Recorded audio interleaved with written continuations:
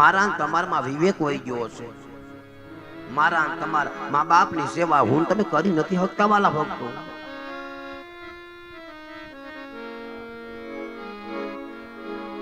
બાપની પાસે મહેનત મજૂરી કરાવી બધું જ બાપ કરાવે છે.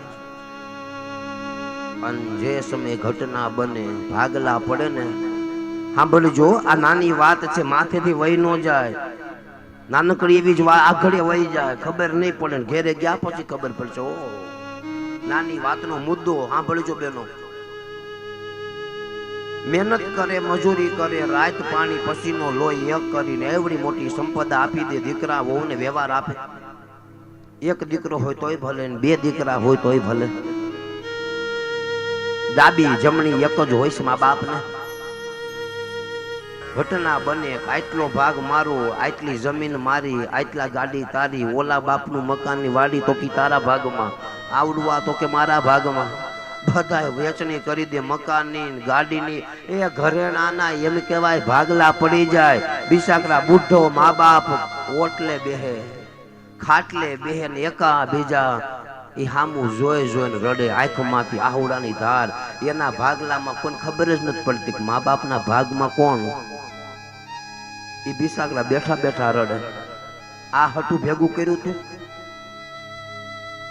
જન્મ દીધો, જન્મ દીધા પછી એને કેટલું ડોક્ટર એમ કહી દે મગ નહીં ખાતા હો તમે, તમારો દીકરો નાનો છે પેટ ભરે છે તો કે હા નહીં ખાતા મગ, મજા નહીં રે છોકરાને.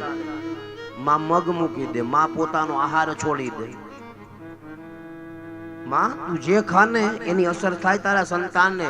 ડોક્ટર એમ કહી દે તું આ નહીં ખાતી, એટલે એના દીકરાને રાજી રાખવા માટે એ માએ છોડ્યું હોય.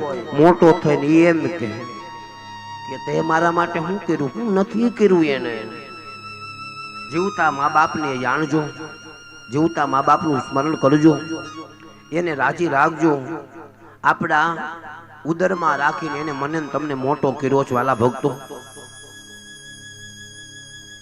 1 mm ની ખાલી પથરી થઈ જાય ને, ખાલી તમે જોજો 1 ml ની પથરી જેને થઈ હોય ને પૂછવાનું પથરીનો દુખાવો કેવો હોય. ઈ જેને થઈ હોય એને ખાલી પૂછો જ કે તો આખા 3 કિલોના એમ કેવાય પીંડ માએ 9 મહિના લઈને ફેરી. એની વેદના નહીં થઈ હોય માને કાંઈ.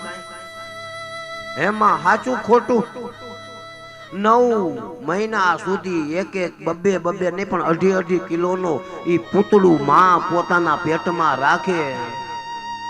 ઈ પીડા તો ઈ સહન કરી હગે. છતાંય હું તમે એમ કે તમે અમારા માટે શું કર્યું, એલા તું ભૂંડો લાગસ બોલમાં. એવું શું નથી કર્યું? એવા પ્રશ્નો તો કોક દી કયો એને. શું નથી કર્યું મા બાપે આપણા માટે? જન્મની દેનારી જનેતા,